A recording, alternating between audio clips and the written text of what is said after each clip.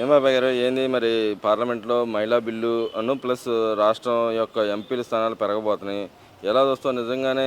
మహిళా బిల్ అయితే ఉమ్, మొన్న పార్లమెంట్లో మహిళా బిల్ గురించి పెట్టారు కాబట్టి ఉమ్, ఆ పార్లమెంట్ స్పీకర్ ఎవరో చెప్పాడు కాబట్టి మొత్తం ఆమోద ముద్ర 99 90 వరకు వెళ్ళిపోయింది. ఆమోద ముద్ర పడిపోద్ది. కాకపోతే ప్రతిపక్షాలను కూడా సంప్రదించి ఇవ్వాలనుకుంటున్నారు కాబట్టి ఓ 10 రోజులు 20 రోజులు టైం తీసుకొని లేదా నెల రోజులు తీసుకొని నాకు అంత అది దాని మీద అంత కరెక్ట్గా డేట్ చెప్పలేను కాబట్టి ఓకే అయిపోద్ది. ఏది ఎంపీ సీట్లు అన్నారు? ఈ ఎంపీ సీట్లు పెరుగుతున్నాయి రాష్ట్రాలకి, దక్షిణాదికి ఉత్తరాదికి ఎంపీ సీట్లు పెరిగినాయి అంటున్నారు కదా. అప్పుడు ఇంకో 12 10 మన చంద్రబాబు గారు తెలుగుదేశం తరఫున లాగిచ్చేస్తాడు, కొడతాడు. ఇప్పుడు కొట్టిన దాని మీద ఇంకో 10 12 లాగేస్తాడు. ఇది రెండో బిట్టు. ఇది నేను అనుకుంటాను. మరి ఇక్కడ చూసుకుంటే ఇవాళ ఒక రిపోర్ట్ వచ్చింది, ఏదైతే పరిపాలన గురించి గవర్నమెంట్ ఎలా ఉందనే దాని మీద ఒక సర్వే వచ్చింది. సర్వేలో 52% తెలుగుదేశం బాగుందని చెప్పుకుంటున్నారు. 38 36 జగన్మోహన్ రెడ్డి అని చెప్పారు. అది సార్థకార సర్వే లాంటిది. అది కూడా ఓకే సర్వే వచ్చింది. ప్రజలు చంద్రబాబు గారికి మద్దతుగానే ఉన్నారు. నెక్స్ట్ కూడా మద్దతే చంద్రబాబు. మరి ఇక్కడ జగన్మోహన్ రెడ్డి గారికి 2% తగ్గడానికి కారణం ఏంటంటారు? 40% ఉందని చెప్తా ఉన్నాడు గతంలో కూడా. ఎందుకు తగ్గుతుంది అంటారు? అన్నాడు, జనం విన్నారు, మనం విన్నాం, మాట్లాడాం దాని గురించి. ఎందుకు తగ్గుతుందంటే ఎప్పటికప్పుడు అతని గ్రాఫిక్స్ తగ్గిపోతుంది. ఎందుకు ఇప్పుడు రేపు హైదరాబాద్ ఎందుకు వెళ్తున్నాడో మరి నాకు తెలీదు. హైదరాబాద్ మాకు అమ్మరి చేస్తున్నాడు. అది ఎందుకో తెలిసి చెప్పొచ్చు. అసలు ఇక్కడ వద్దనుకుంటున్నాడేమో నా ఆలోచన. పోటీ చేయడంటావా? పోటీ చేయడానికి కాదండి, అంత లాంగులో నా దగ్గర ఆలోచన లేదు. నేను చెప్పాలనుకోదు మీతో చెబుతున్నానండి. హైదరాబాద్ లో వాయిదాలు ఉన్నాయి ఈయనకి, దగ్గరగా ఉంటుందని. తర్వాత అక్కడ ఏదో ఇంకొక ఆయన ఉన్నాడు, వీళ్ళ నాన్నగారి ఫ్రెండ్ కేసీఆర్ గారు గురుశిస్సు లేకపోయి అక్కడ కూర్చుంటారేమో రేవంత్ రెడ్డి మీద. అసలు ఆ ముచ్చట్లేం తప్పనివాడు రేవంత్ రెడ్డి. ఉన్నది కూడా ఒక కాలి పోగొట్టుకుని మళ్ళీ విజయవాడ వచ్చేస్తాడు. తాడేపల్లి ఎవరో జగన్మోహన్ రెడ్డి గారు. అక్కడ కేటీఆర్కి కేసీఆర్కి తికాణం లేదు. నువ్వు వెళ్ళి అక్కడ చేరి ఏం చేస్తావు? మళ్ళీ ఫస్ట్ శ్రవణ గారు కూడా అక్కడ తిరిగేసి మళ్ళీ ఆంధ్రాకి తీసుకుందిగా సీపు, కాంగ్రెస్ సీపు. ఆవిడకి లేదు అక్కడ. మీరు వెళ్ళినా రానివ్వరు. మీరు ఒక స్టాండర్డ్ ఉంటే, ఒక దాని మీద స్టాండర్డ్ నడుపుతుంటే ఎవరికైనా ఆనందంగా ఉంటుంది. ఇప్పుడు రామారావు గారు చనిపోయాడు, అయిపోయింది. రామారావు గారు అమ్మాయిని చేసుకున్నాడు చంద్రబాబు గారు. చేసుకున్న కాడి నుంచి తెలుగుదేశంలోకి వచ్చేసాడు. ఇప్పటికీ మారలేదుగా. కష్టాలు పడ్డాడు, సుఖాలు పడ్డాడు, జైలుకి వెళ్ళాడు, దెబ్బలు తిన్నాడు, ఎన్నో బాధలు పడ్డాడు. ఇప్పుడు మళ్ళీ ఫ్రెష్గా ముఖ్యమంత్రి అయి కూర్చున్నాడు. 164 సీట్లతో చక్కగా పరిపాలిస్తున్నాడు. మళ్ళీ ఆ మహాతల్లులు, అమరావతి రైతులు, వాళ్ళ ఆడవాళ్ళు ఆ మహాతల్లులందరూ తిరిగారు, సాధించుకున్నారు. వాళ్ళు ఆనందంగా ఉన్నారు. రాష్ట్రంలో అంతా ఎంపీ సీట్లు కూడా ఇస్తాడు చంద్రబాబు గారికి అనుకూలం. మరేంటి ఎక్కువ బీసీ పార్టీ అని చెప్పుకునే టీడీపీకి బీసీలో కూడా అసంతృప్తి ఉందని చెప్పి అంటా ఉన్నారు. ఒకళ్ళిద్దరు లేకుండా ఎందుకుంటారు? నీకు అడిగినోడికల్లా ముఖ్యమంత్రి ఇస్తారండి. ఆ రోజు సుందరయ్య గారు లాంటి మహానుభావుడు కాబట్టి వద్దన్నాడు, ఇస్తానండి. ఇప్పుడు ఎవరు ఊరుకుంటారో? నాకు ఏదైనా పదవి ఊసాలు జెండబెట్టి తిరిగేస్తా ఆలోచనతో ఉన్న వాళ్ళందరూ ఈయనకి యాంటీగా ఉంటారు. మొత్తం ఎన్ని ముఖ్యమంత్రులు ఉంటారు రాష్ట్రానికి? ఒకళ్ళేగా. ఓ డిప్యూటీ సీఎం ఉంటాడు. ఎన్ని ఇస్తారండి? ప్రతి వాళ్ళకి పదవి కావాలని బీసీలకు అన్యాయం జరిగిందంటే ఆ పలగా ఆయన ఎవరో ఉన్నాడు కదా, సత్యప్రసాద్ గారు ఎవరు, పల్లా శ్రీనివాస్ గారు, ఆయన సమర్థించుకొస్తాడులేండి. తర్వాత ఇంకా బీసీలు ఉన్నారు, ఇంకా ఓసీలు ఉన్నారు, ఇంకా ఎస్సీ ఎస్టీలు ఉన్నారు. అందరికి పదవులు లేవుగా. మరి ఆ రోజుల్లో మహానుభావుడు రాజ్యాంగం రాశాడు కాబట్టి ఆయన అంబేద్కర్ అయ్యాడు. అట్టా ఇంకొక అంబేద్కర్ అవ్వాలనుకుంటే అవ్వలేరు కండి. ఒకరితో రాయిస్తారు రాజ్యాంగం. ఇంకో గాంధీ అవ్వలేడుగా. అట్లా మరి ఇక్కడ చూసుకుంటే మరి ఒక పక్కన మహిళలకి పెద్దపేట వేసింది ఈ గవర్నమెంట్. మహిళల్లో కూడా 3 గ్యాస్ సిలిండర్లు అనే దాని మీద అసంతృప్తి ఉందని చెప్పి అంటా ఉన్నారు.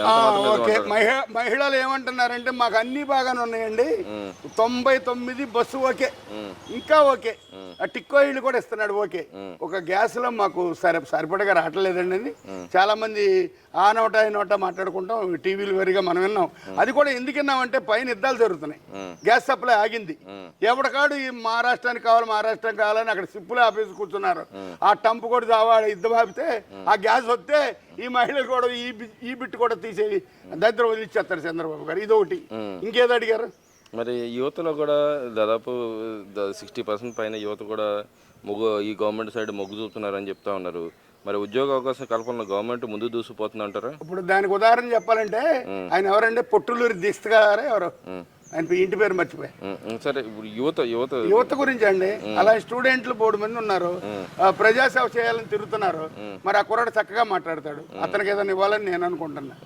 అలాగే ఇంకా చాలా మంది యువకుల కుర్రాళ్ళు తెలుగుదేశం తరఫున బాగా పనిచేస్తున్నారు. లోకేష్ గారు ఇక్కడ ఉద్యోగ అవకాశాల కల్పన గురించి ఉద్యోగాల అవకాశాల కల్పన గురించి అంటే ఇప్పుడు మనకు ఉద్యోగాల అవకాశాలు ఎన్ని ఉన్నాయంటే 1 లక్ష ఉన్నాయి అనుకోండి, 2 లక్షలకు అప్లికేషన్లు ఉన్నాయి, గమ్ముకొని అవ్వదండి.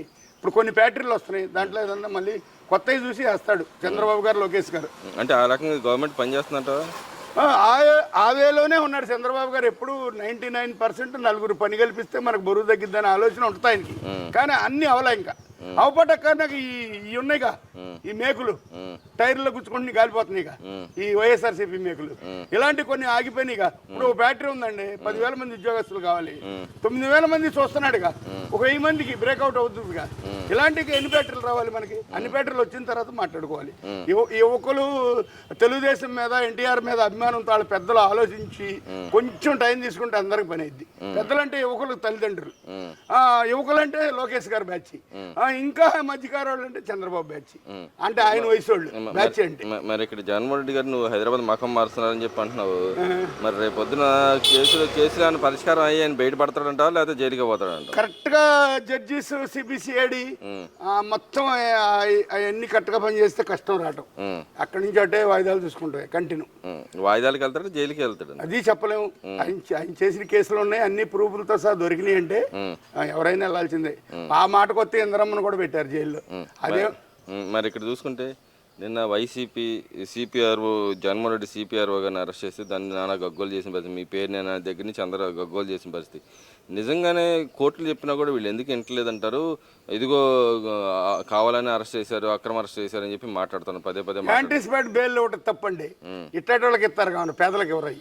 ఎందుకంటే సుప్రీంకోర్టులో కానీ, మరి హైదరాబాద్ ఆంధ్ర హైకోర్టులో కానీ, ఇంకెక్కడైనా కోర్టులో కానీ లాయర్లను పట్టుకుని ఆ డబ్బులు ఖర్చు పెట్టుకుని యాంటిసిపేట్ బెయిల్ అని తెచ్చుకుని తిరిగి వాగుతాని తప్ప. ఇంకో మాట చెప్పమంటారా మీకు కోపం రాకుండా?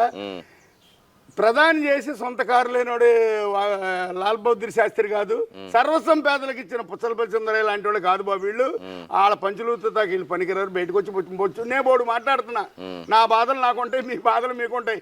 వీళ్ళు ముందస్తు బెయిల్ ఎందుకు తెచ్చుకోవాలి, ఎత్తడాళ్ళ మీద ఎందుకు బురదేయాలి, ఈ లాయర్లని కొనే కార్యక్రమాలు ఎందుకు, లాయర్లు అమ్ముడుపోయే కార్యక్రమాలు ఎందుకు అని మనం అన్నాం అనుకోండి. వాళ్ళకి యాంటీబయాటిక్ అవ్వచ్చు, కొంతమంది ప్రజలకు మంచి అవ్వచ్చు. వీటిలో 2 రకాలు ఉన్నాయిగా. నేను మాట్లాడే మాటలో తప్పు ఉంది, రైట్ ఉంది అంటున్నారుగా. తప్పండి ఏంటి, మా ఊసి ఎందుకు అంటావు మీరు, నీదంటే నువ్వు కడుక్కోమంటావు. రైట్ అంటే ఏంటి, బాగా చెప్పాడు రా పెద్ద అని అంటున్నారు. దీన్ని ఏమని ఆలోచిస్తారో ప్రజలే నిర్ణయించుకోవాలి. అంటే ఇక్కడ మరి చూసుకుంటే ఆయన ఏదైతే పోస్టులు పెట్టారు, కోర్టు సాక్షాత్తు కోర్టే, పోలీసులు ఎందుకు చూస్తూ కూరుకున్నారు, అరెస్ట్ చేయమని చెప్పి వాళ్ళు చెప్పినా కూడా వీళ్ళు వచ్చి బయటకు వచ్చి కక్ష సాధింపు రాజకీయాలు చేస్తున్నారు. చంద్రబాబు ఆయనలో కళ్ళల్లో ఆనందం తనకి చేస్తున్నారని చెప్పి మాట్లాడుతూ ఉన్నారు. పోలీసులకు అసలు ఆలోచనలే ఉండవు, ఎవరో 100లో ఒకళ్ళు ఉంటారేమో. ఏది అట్లా పైశాసిక ఆనందాలు పడేవాళ్ళు. 99 మంది డ్యూటీ కరెక్ట్గా చేయాలి, నా ఉద్యోగం పోకూడదు, నా డ్యూటీ నేను కట్టుకుండాలనుకుంటా. అంటే ఇక్కడ వాళ్ళు పైశాసిక ఆనందం చంద్రబాబు పొందుతున్నాడు అని చెప్పండి. అంటే గతంలో వాళ్ళు అలాగే చేశారంటారా? ఎవరో అప్పుడు వాళ్ళు చేశారో చేయలేదో వాళ్ళ ఆనందం వాళ్ళకి తెలుసు, ప్రజలు తెలుసు. కానీ వీళ్ళకి అలాంటి ఆనందం లేదు. ఎవరికి? ఇప్పుడు ఇది ఇచ్చాడుగా మళ్ళీ లోకేష్ కి మొత్తం వర్కింగ్ కమిటీ ఏదో ఇచ్చాడు, అది ఇచ్చాడు కదా. రేపమ్మ ఆయనే ముఖ్యమంత్రి అవుతాడు నెక్స్ట్ ఎలక్షన్ కనుక్కుందాం.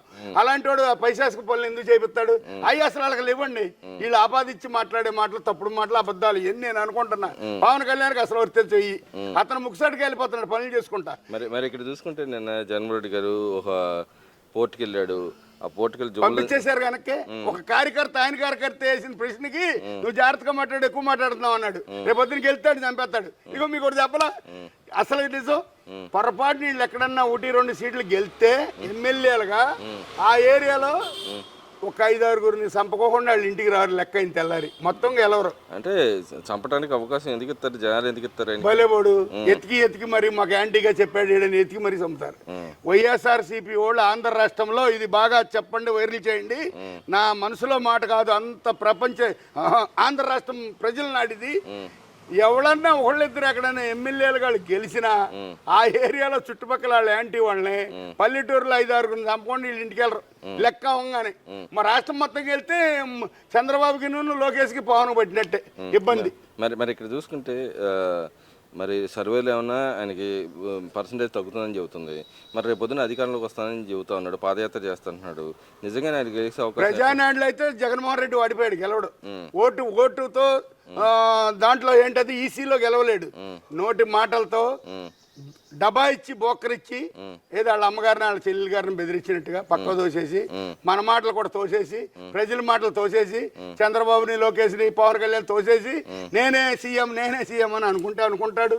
ఆ రోజు వచ్చి ఎలక్షన్ అయిన తెల్లారి లెక్క ఉంటుందిగా, 13 రోజులు 20 రోజులుగా గ్యాప్ ఇచ్చి, మొన్న నేను చెప్పా కదా జూన్ 9 ఎవరో ముఖ్యమంత్రి అని, అంత ముందు నుంచి చెప్పాను కదా. అట్లాగే మళ్ళీ ఈయన ముఖ్యమంత్రి అయినాక మళ్ళీ ఏదో చెప్తాడు, దేవుడు కరుణించలేదు, లేకపోతే అల్లా కరుణించలేదు, రాముడు కరుణించలేదు అంటాడు. ఈయన ప్రజల పక్షాన ఏ విధంగా పోరాడుతున్నాడు? అసలు ప్రజల్లో ఉన్నాడంట?